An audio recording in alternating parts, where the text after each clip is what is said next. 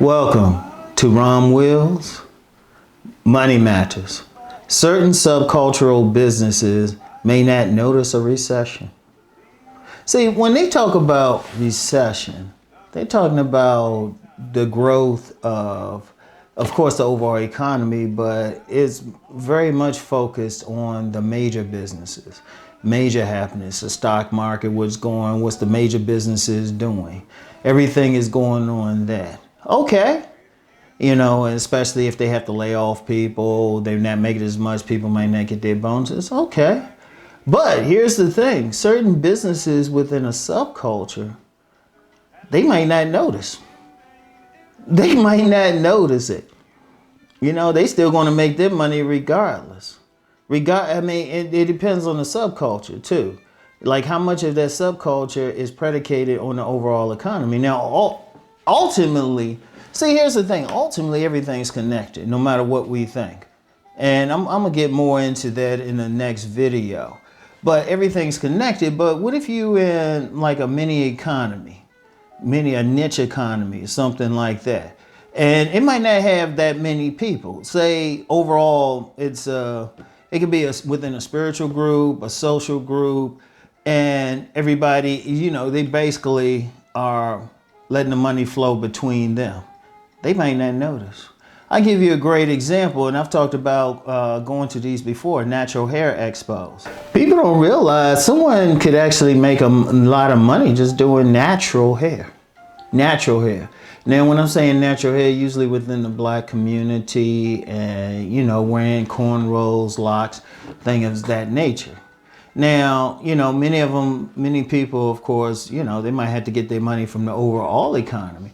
But say within the economy itself, like first of all, that's a need for people who wear their hair natural to get their hair done, to get products and stuff. Somebody who is serving that particular subculture, that community, they're not going to notice anything because people they're going to keep spending the money for their products.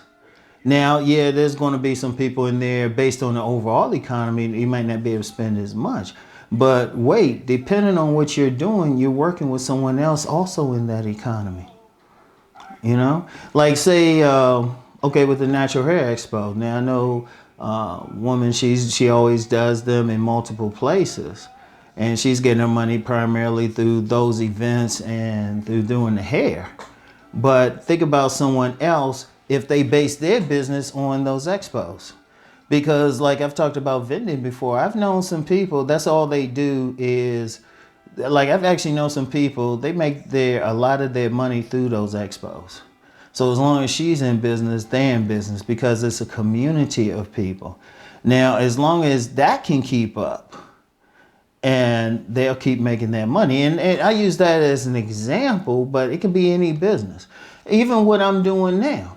Everything I'm doing now, I haven't noticed a recession yet. I haven't noticed, even with what was happening during the pandemic lockdowns, I didn't notice anything. I honestly didn't notice, but it's a strong, you could say, like the whole community of telling men how to get women, that's a subculture within itself. And so men are, in particular, some women are spending money there, and somebody who's making money through that community, they're not noticing anything. And, let's just be real, sex sells. Sex sells. So, the desire for it. But people want it. People going to keep spending money. Because, look, here's the thing. When we say recession, right? When we say recession, basically that's based on the growth of businesses. And a recession happens when the businesses, there's quarters, the money isn't going up or anything. Here's the thing with it. The money is still out there. That's what millionaires know. That's why you get some people, they're like, whatever, let's look what else to get in. And I don't care what it is. There's some business still making money. Sometimes it might be illegal during the Depression, because that was during the Depression. I believe those years are right now that I'm thinking about it. You had Prohibition. People still making money off of alcohol. And it still depends on what you're doing. I remember my grandmother, I actually interviewed her for a paper I did for school. I actually interviewed her. and back in college. And she said she didn't notice a depression. She never had a bad, you know, you get some people talk about the depression, oh, it's so bad.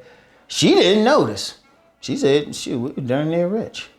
But because of what, you know, my great grandfather was an AME minister and he also worked for the government. It didn't matter. The money was still flowing for him. For him and my great grandmother, she worked. So the money was still flowing for them. So that's the important thing. That's the important thing. So, but sticking strictly with different subcultures, like I don't know all of them, but depends on what's going on, and especially if that particular subculture has manufacturing. Like you might have the vegan subculture. The vegan subculture, it's a growing one, but it's still tiny. It's still tiny. Well, not tiny, but you know, small. I think it's 6% of the American population. Actually, 8% of the African American population. As long as somebody can still make food, they're not losing any money. Indeed, a spiritual teacher had said that. He said the earth hasn't stopped growing food. Everybody's basing it on the stock market. It's really based on food. Indeed, in many cultures, the food was the currency. So as long as the food, like many food subcultures, like foodie or something like that, they might not notice. Yeah, it might cost a little bit more depending on the culture, but if it's a subculture where they're circulating money. And then let me get back to that group thing. When you have certain cultures where, subcultures where they're spending money with each other, all they need, like for a mini economy, like say in a mini economy can be 175 people. Now, if you got, say you have a mini economy of 1,750 people where people are circulating the money, you can keep making the money because the dollar keeps bouncing back and it's keep going back and forth.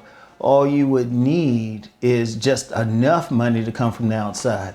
See, one thing with a mini economy, they can sustain themselves and even, I could say create six-figure people depending on the size. Like 1,750, you could probably, realistically, depending on your service or your product, you could probably make six figures. Realistic, six figures is like 300 a day. 300 a day, 800, 333 a month. And you got six figures. You got six figures. So depending on what you're doing and who your audience is, you don't need that many people. But if you're circulating that to other people within like a group, boom, you can make that money. The key though, you're still going to need some money flowing from the outside, which will happen anyway, because you know some people spending money in that subculture probably have jobs outside of it. So, and that's the problem. That probably you need to look into even deeper into the economics of subculture. I think I've seen a couple papers, but it's very few. It's not a lot. You got to kind of dig for it because it could tell you a lot. So they might not notice a recession, even though you tell them people talking about it. But, you know, it's just going to be different things. It's just going to be different things, different businesses, depending on who your crowd is.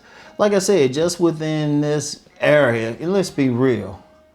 Like when I'm talking about man gets woman, and regardless of what somebody call it, it's a subculture. But I make enough money doing it. So I want y'all to think about that. And, you know, and I've talked about subcultures in businesses before. I always think, because you always got to think about your demographics regardless. So anyway, that's all I got for this one. Something to think about. Anyway, let's go make that money.